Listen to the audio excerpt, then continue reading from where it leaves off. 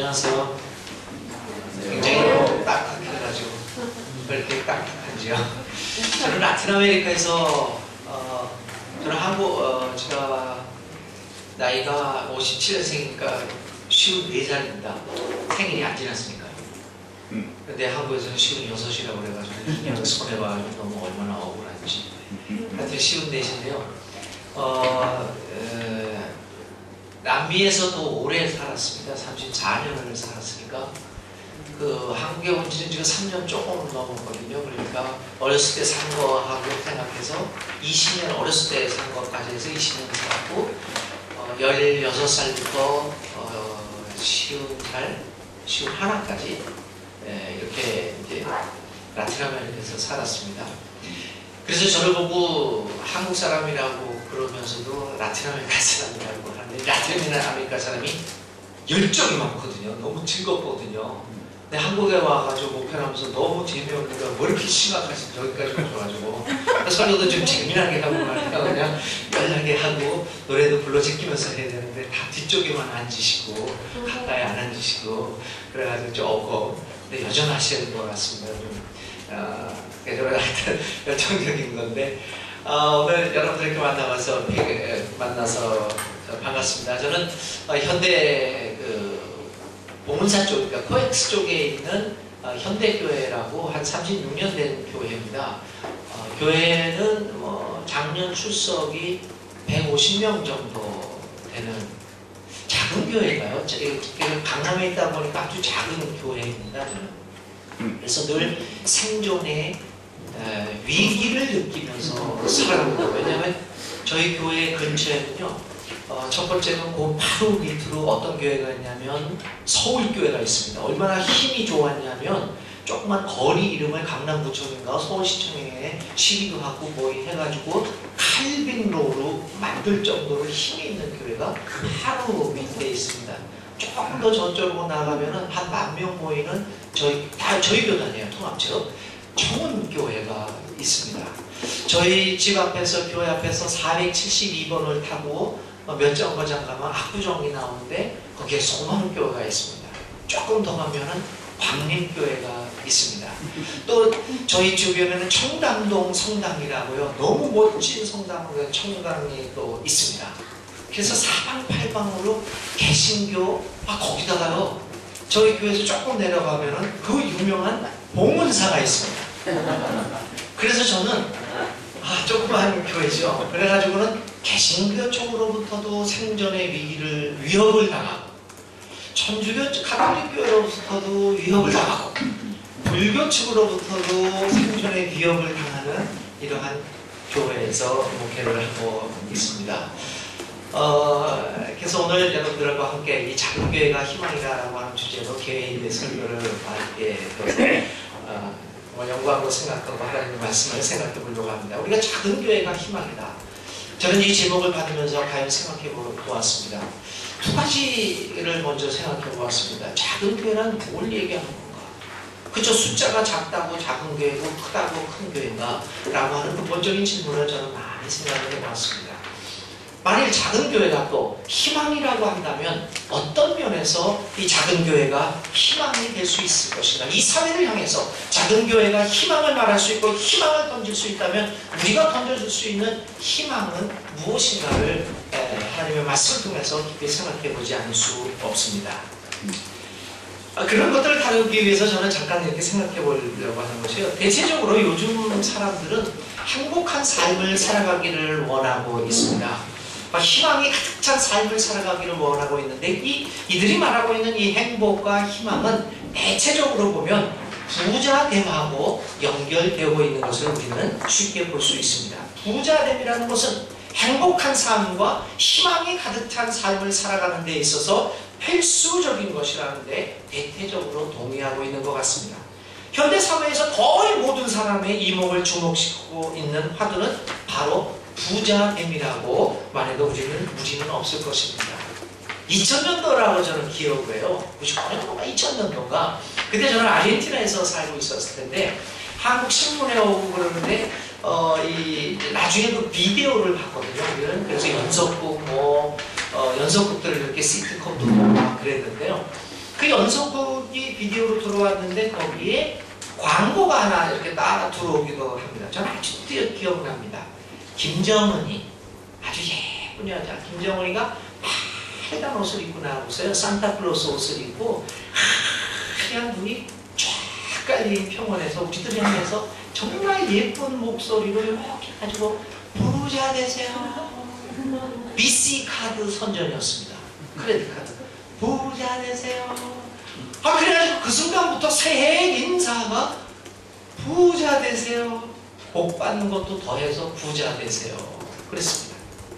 이렇게 부자됨의 화두는 우리 모두를 사로잡고 있습니다.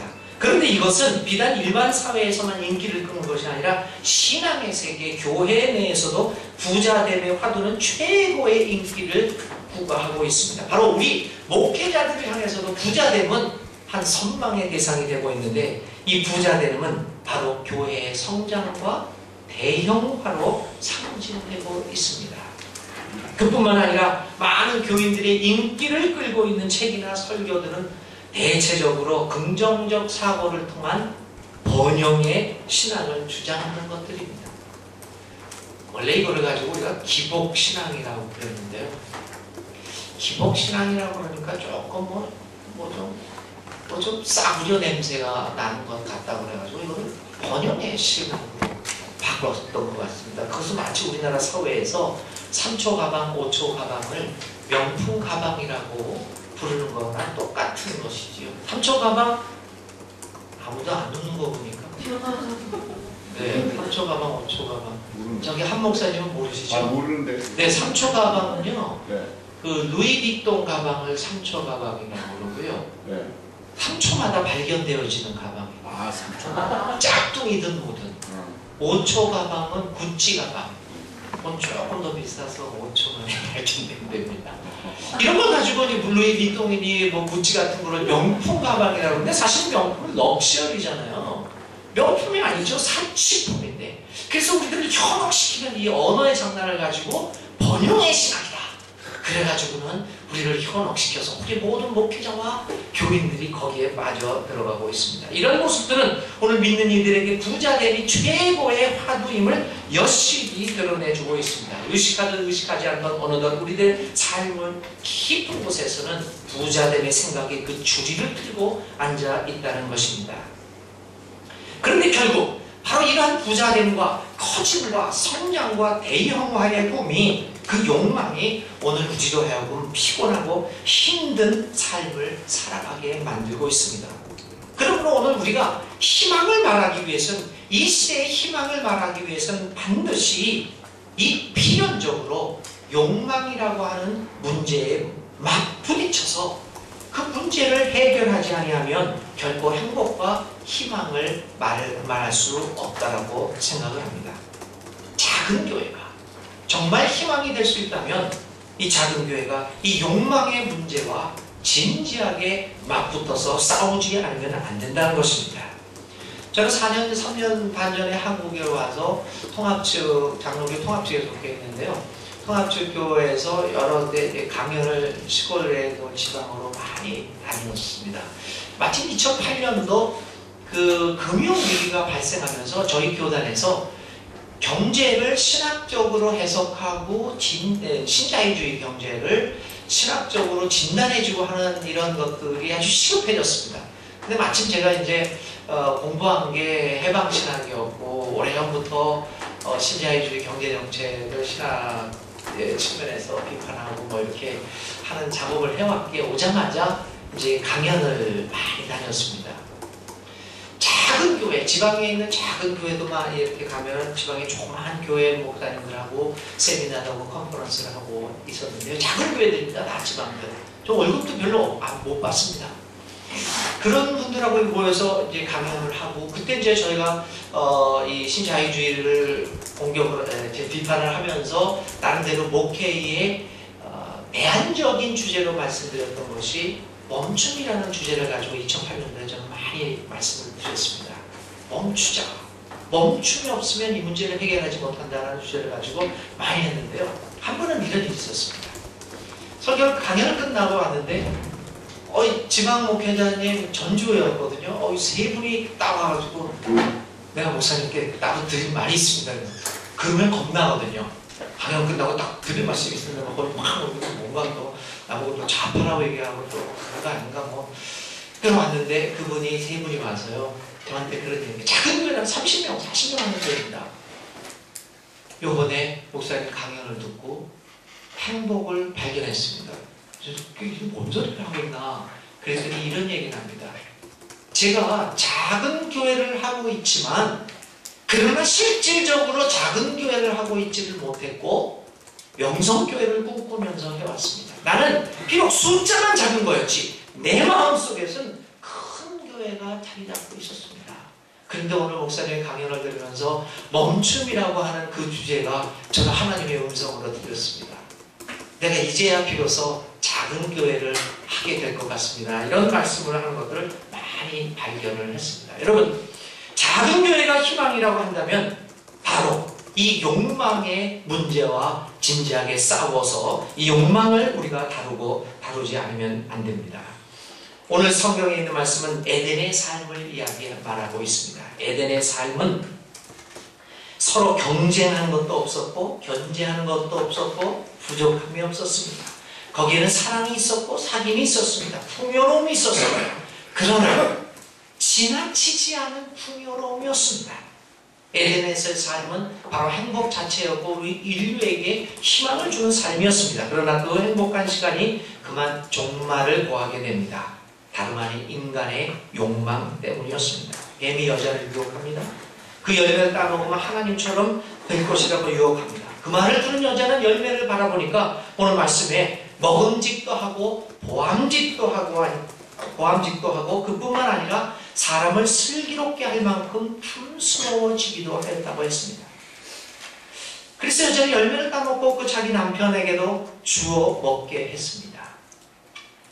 저는 다른 여기 이 창세기 3장의 해석들이 여러 가지가 나오겠지만 저는 보암직하고 먹음직하고 지혜롭게 할 만하다라고 하는 거기에만 집중해서 한번 생각을 해보려고 합니다. 여러분, 사실 그 여자가 그 열매를 처음 본 거는 아니었습니다. 수십 번, 수백 번 다니면서 그 열매를 보았습니다. 그런데 이번에 바라볼 때는 그 열매가 다르게 보입니다. 그전에는 덤덤하게 보았는데 왜 오늘은 그 열매가 보암직하고 먹음직하고 탐스러워 보였느냐 하는 문제입니다. 왜 그렇게 다르게 보였을까요? 그것은 그 여자의 마음에 욕망이 생겼기 때문입니다. 인간의 죄는 뱀으로부터 온 것도 아니고 외부로부터 온 것도 아니지 않습니까? 그것은 인간 내부 심연 깊은 곳에 자리 잡고 있는 이 욕망, 하나님처럼 되고자 하는 그러한 욕망이 그녀로 하여금 그 열매를 보암직하고 탐스럽게 만들고 먹음직하게 들게 했다고 하는 것입니다. 욕망이 마음에 들어오게 되면 모든 가치관이 변하게 됩니다. 모든 바라보는 시각이 달라집니다. 하나님과 같이 되겠다라는 그 욕망이 이 우리들 마음속에 들어오면 오늘에 와서는 그것이 바로 부자됨과 대형화라고 하는 구체적인 현실로 나타나게 되는 겁니다. 돈이 신이 되고 있는 이 사회에서 부자가 되는 것은 바로 하나님의 자리에 들어서는 것 아닙니까? 대형화, 큰 것, 양을 신으로 삼고 있는 이 사회에서 대형교회 목사가 된다고 하는 것은 하나님의 자리에 앉는 것 아니겠습니까? 그것이 오늘 우리 한국 교회에서 보여지고 있는 심각한 현상입니다. 여기 감리교 분들도 많이 오셨고 우리 가다 보니까 이제 기장은 그런 게 별로 없는 것 같은데 감리교회하고 우리 통합 측이 요 신이 된 하나님의 자리에 앉아 계신 목사님들이 많은 것 같습니다. 아닌가요? 저는 우리가 감리교회 얘기하고 저희 통합 측 교회만 얘기하겠습니다. 최근에 강북에 있는 한 7,000명, 8,000명 정도 모이는 교회 목사가 2011년도 우리 통합 측에서는 아주 화제가 됐습니다. 그래서 이제 결국은 뭐 목사 면직도 되고 하여튼 뭐 그래서 이제 싸움이 벌어졌는데 문제는 어디에 있었냐면 돈에 있었습니다. 내가 마음대로 쓸 수 있는 돈이 뭐 10억, 20억 되니까 영수증 없이 그냥 달래면 주고 나의 출처는 붙지도 않고 어떻게 그게 가능할까? 왜냐하면 이미 그 사람은 대형화를 이루었기 때문에 어느 누구도 건드릴 수 없는 신의 자리에 있기 때문입니다. 주께서 쓰겠다 하라 하면 끝납니다.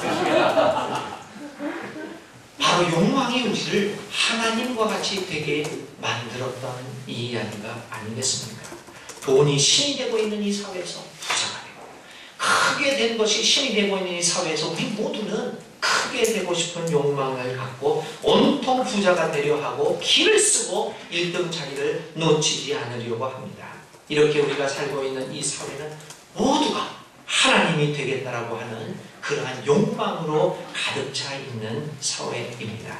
그러나 여러분, 분명한 사실은 욕망으로 인해 열매를 따먹은 하와와 아담이 행복의 나라에서 결국은 쫓김을 당했듯이 오늘 우리도 만일 계속해서 욕망이 마음을 지배하고 있는 한 진정한 행복과 희망은 우리의 삶에서 멀어지게 될 것입니다. 우리는 날마다 이 욕망으로 인하여 신라곤의 경험을 하게 될 것입니다. 한 15년 전부터 노자 도덕경을 좋아하게 돼가지고 제가 왜냐하면 그때 너무 욕망이 많았거든요.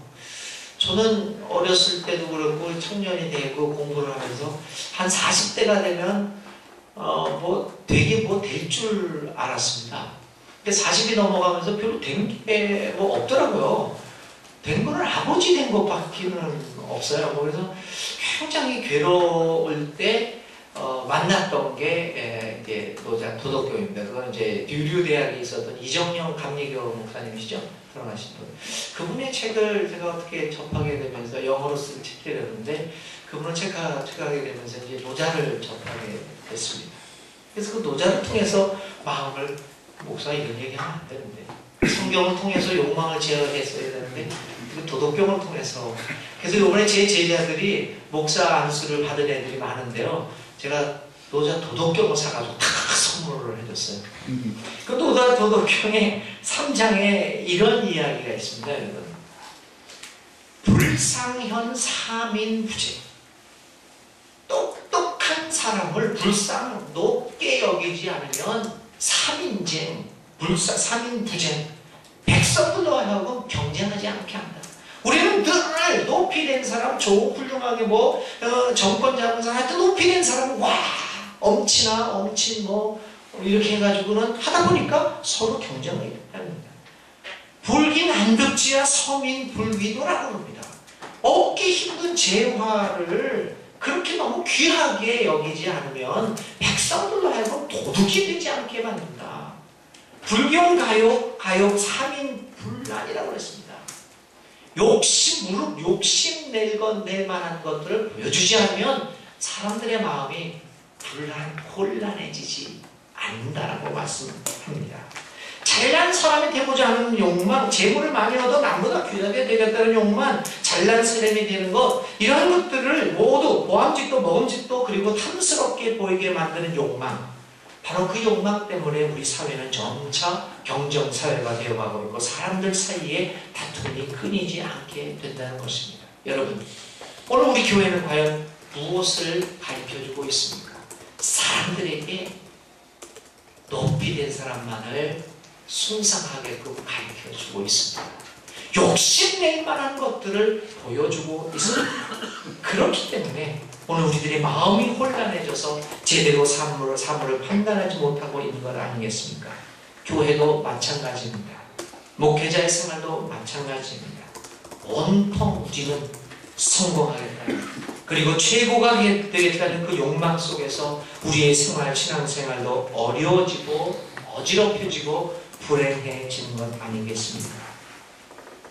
오늘 우리 작은 교회가 희망이 되기 위해서는 이제 사람들에게 도덕경이 말하는 것처럼 보암직하고 탐스럽고 또 이렇게 먹을만하게 지혜롭게 보이는 건 더 이상 내놓지 말아야 합니다. 오히려 마음을 비우고 오히려 작은 것에 만족하고 거기에서 의미를 찾는 그 삶들을 우리는 보여주어야 합니다. 보암직하고 먹음직하고 탐스럽게 보이도록 만드는 우리의 내면의 열매를 자꾸만 보여줌으로써는 우리의 마음의 혼란을 해결할 수 없을 것이며 우리 교회는 결코 이 사회를 향하여 희망을 던져줄 수 없을 것입니다. 그런데 오늘 우리들의 믿음은 어떠합니까? 오늘 교회에서 외쳐지고 있는 말씀과 또 우리가 드리고 있는 기도는 어떻습니까? 오늘 우리는 믿으면 믿을수록 더 욕심이 생기지 않습니까? 하나님에게 더 많은 것을 요구하고 있지 않습니까? 기도를 드리면 드릴수록 더 많이 달라고 기도합니다. 믿으면 믿을수록 그 기도를 드리면 드릴수록 우리의 마음이 비워지고 욕망의 크기가 줄어들어야 하는데 그렇지 않습니다. 우리는 늘 기도를 드리면서 내 지경을 넓혀달라는 야베스의 기도가 드립니다. 왜? 내가 가진 지경이 나에게는 많은 것이니 오히려 그것을 다른 사람하고 나눌 수 있도록 결단하고 실천하는 용기를 달라고 기도하지 않습니까? 왜 목사들은 많은 교인들을 가지고 있으면서도 좀 더 많이 늘려달라고만 기도해야 합니까? 제가 3년 반 전에 이렇게 교회 부임을 왔어요. 이렇게 부임해가지고 현대교회로 딱 들어가 보니까 이렇게 2층이 있고 중간층에 2층이 있고 여기보다 조금 더 큰가요? 보당이 하는데 이렇게 또 보니까 어림잡아서 한 100, 150, 180 정도면 꽉 이렇게 안겼어요. 그래서 제가 딱 보면서 그 자리에서 기도를 했습니다. 하나님이 나에게 주신 지경이 180명이군요. 조금 작은 것 같아요.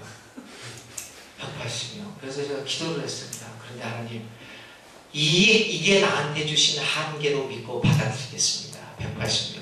근데요, 한 번만 돌려주시면 안 되겠어요? 똑같은 예배를 들으면 350명이지요. 그렇게 들었습니다. 사람이 욕심이라는 게 그래서 그렇더라고요. 그런데 그것을 저는 그 교회를 딱 보면서 이런 생각을 했습니다. 장로님이 딱 오더니 이런 얘기를 해요. 목사님, 1년 내에 우리 부흥시켜가지고 이 교회를 늘립시다. 그래서 우리가 옆에 교육관이 있거든요. 우리는 그래서 설계할 때부터 이 교육관하고 이걸 맞췄대요. 그래서 딱 이걸 틀면 쫙 트이게 설계까지 다 맞췄답니다. 500명을 빨리 만들자고. 그래서 제가 장로님한테 물었어요. 500명 된 후에는 어떡하죠? 그래서 늘렸으면 어떡하죠? 또 1000명 달라고 또 올릴 겁니까? 1000명 되면 어떡합니까? 그럼 5000명 하자. 그럼 언제까지 늘려만 갑니까? 저는 지금 방금 기도했습니다. 하나님, 한 번만 더 돌려달라고 350명을 했습니다. 그런데 문제가 어떻게 발생했냐면요. 그 장로님이 지금까지 괴롭혀요. 근데 금년 말에 이제 이게 방송은 안 나가죠?